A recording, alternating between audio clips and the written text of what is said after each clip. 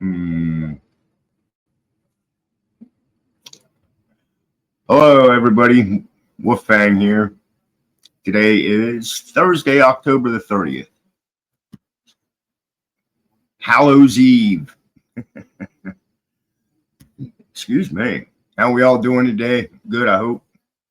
It's been a dreary, rainy day. Uh, Hell, it started yesterday, but they say it's supposed to clear up, so that's good. I guess we need to rain. I don't know. At least it's rain and not snow. So, uh, wife is doing much better. She looks a hell of a lot better too. Um, I worked until 11 o'clock and had to go talk to a social worker. So it sounds and they did move her out of ICU. She is on the fifth floor now. She's moving on up. But no, she does look a lot better. I told her that. So we'll see. I'm thinking maybe Saturday be able to come home. Keep my fingers crossed. Let's see what happens. But it's all that's the doctor's call. So like I said, we'll see what happens. Um, Other than that, like I said, Halloween's tomorrow. Oh, and before I forget, you turn your clocks back this weekend. I just saw it on the news. Yes, I have the news on. But so I am going to stick with the Halloween theme. And today I'm going to share a couple of things that actually happened on Halloween. Some people freaked out, some people didn't.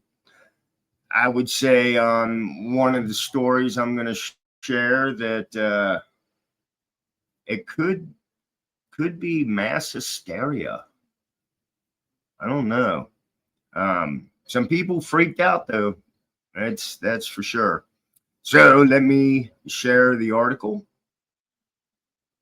Come on, you can do it. There it is. So actually, the article is called 7 Eerie Things That Actually Happened on Halloween. I am not going to read all 7 of them, but a number of eerie happenings have actually occurred on the last night of October. Coincidence? Maybe. Famed magician Harry Houdini died on Halloween back in 1926. And the radio broadcast War of the Worlds caused mass hysteria on Halloween Eve in 1938. On Halloween Eve in 1938, Americans tuning into CBS radio programming got an eerie interruption. Martians have landed near, no, Martians have invaded New Jersey. At the time, the pre-Halloween allusion to extraterrestrials caused a mass hysteria for thousands of listeners around the country. Although it was simply a radio play by Orson Welles titled War of the Worlds, most listeners didn't realize this. In fact, according to NPR, about 12 million people were listening when Wells' broadcast came on the air, and about 1 in every 12 thought it was true. And some percentage of that 1 million people ran out of their homes. This panic-inducing radio broadcast is just one example of a spooky happening that occurred on Halloween or the night before a notoriously chilling holiday. While a number of murders and crimes have taken place on Halloween, a variety of less violent but equally eerie events have also coincidentally unfolded on the holiday. So let's see what else we're going to share. Okay, the famed illusionist Harry Houdini died on Halloween in 1926 after suffering a ruptured appendix. Ooh. Though to some, the story surrounding his death is shrouded in mystery. Of course it is. That dude was famous back in the day. Following one of the famous magician's final performances in 1926, Harry Houdini suffered an injury that led to his death. Houdini was teaching students in Montreal a series of tricks and mentioned that his stomach muscles were so strong they could withstand punches without injury, according to the New York Times archives. A student then reportedly hit him over the appendix twice without warning, and while he felt fine immediately after, he later complained of pain and collapsed right after the curtain fell at his next show. Physicians confirmed that the student's punch caused Houdini's appendix to burst and poison his system, according to the Times. He died on October the 31st. To this day, rumors cloud Houdini's death, as some claim that he was murdered by spiritualists. Pseudo-religion he continuously tried to debunk. Pretty crazy. Let's see what else we got here. No. Oh, we're talking there. Okay, on Halloween Eve, 1938, people tuning into CBS radio heard an unsettling announcement that Martians had invaded New Jersey, which created mass hysteria. I just talked about this one. But it says the night before Halloween in 1938, listeners to CBS radio had their programming interrupted with an odd message. Martians have invaded New Jersey. It was a radio play, War of the Worlds, led by actor, writer, and director Orson Welles and a group of radio actors. However, few actually knew it was a play, resulting in plenty of people spiraling into a panic over an alien invasion. According to the Radio Lab, 12 million people were listening when the War of the Worlds came on air. About 1 in every 12 listeners thought it was true, and about 1 million listeners ran out of their homes terrified. Wow. Let's see here. 1961, former USSR leader Joseph Stalin's body was removed from public display in Moscow Red Square and transferred to a nearby tomb.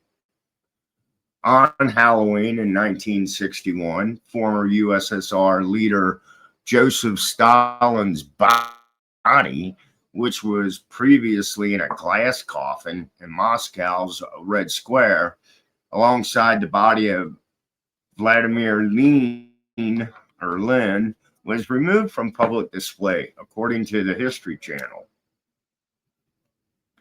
That day, Stalin's body was moved to a nearby tomb and was no longer visible to visitors.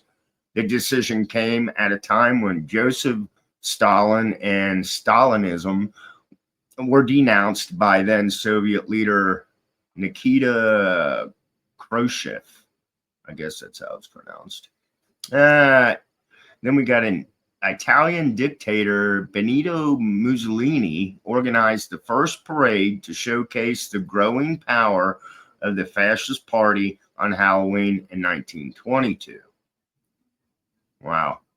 On October 31st, 1922, thousands of men in black shirts, part of the fascist party uniform, stormed the Piazza del in Rome. It was how Benito Mussolini violently took control of the government, eventually becoming prime minister and later dictator. The events were known as the March on Rome. Wow. Let's do one more.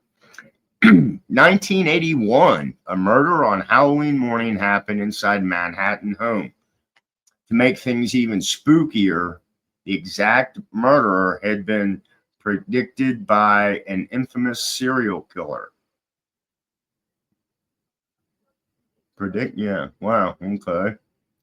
David Berkowitz, a serial killer also known as the Son of Sam, was incarcerated in the Attic Correctional Facility in upstate New York Supermax Prison when he predicted a murder. Written off as just a made-up story, nobody listened to Berkowitz until his exact prediction played out. On the early morning of Halloween in 1981, while staying in their Manhattan home, a 39-year-old Ronald Sisman and a 20-year-old Elizabeth Platzman were beaten and shot to death, according to Reader's Digest. Berkowitz had described a cult carrying out this massacre and even described the exact apartment layout to a T. It is unclear if Berkowitz's prediction was merely a coincidence, and to this day, the murder remains unsolved. Wow, that's kind of trippy. So there was just a few. I don't want to hold you guys up any longer than I need to. Not like I'm holding you up. You can always just hit stop. Oh, man. So I hope everybody has a great evening.